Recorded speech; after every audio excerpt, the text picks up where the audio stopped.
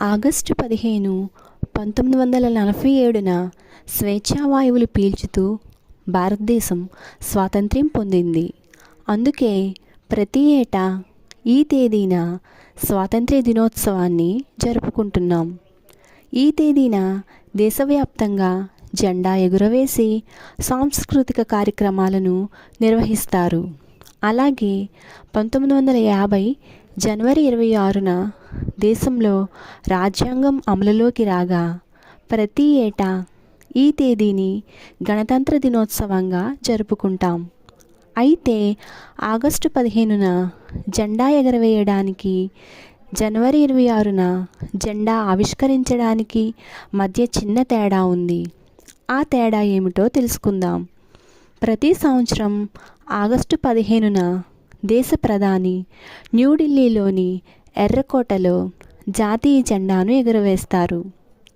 August 15 రోజున జాతీయ పతాకాన్ని స్తంభం దిగువన కడతారు.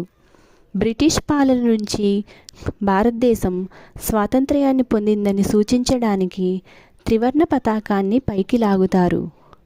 మొదటి స్వాతంత్ర్య దినోత్సవం రోజున బ్రిటిష్ దేశ జెండాను దింపుతూ మన దేశ జెండాను పైకి ఎగురవేశారు. స్వాతంత్ర్యం వచ్చిందని తెలియజేయడానికి ఇలా త్రివర్ణ పతాకాన్ని పైకి లాగి ఎగురవేస్తారు. ఇది కొత్త దేశ ఆవిర్భావానికి ప్రతీకగా నిలుస్తుంది.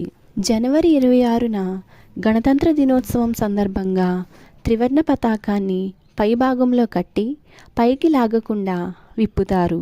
ఇలా త్రివర్ణ పతాకాన్ని ఆవిష్కరించడం ద్వారా ఇప్పటికే దేశం స్వతంత్రంగా ఉందని తెలియజేస్తారు.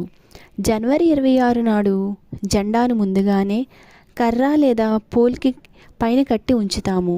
కనుక ఆగస్టు 15 లాగా జెండాను కింద నుండి పైకి లాగము అనేది గమనించాలి. స్వాతంత్ర్య దినోత్సవం సందర్భంగా ప్రధానమంత్రి జెండాను ఎగురవేస్తారు. గణతంత్ర దినోత్సవం నాడు రాష్ట్రపతి జెండాను ఆవిష్కరిస్తారు.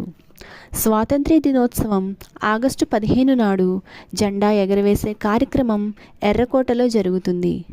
గణతంత్ర దినోత్సవం జనవరి 26 నాడు రాజ్పథ్లో జెండా ఆవిష్కరణ కార్యక్రమం జరుగుతుంది.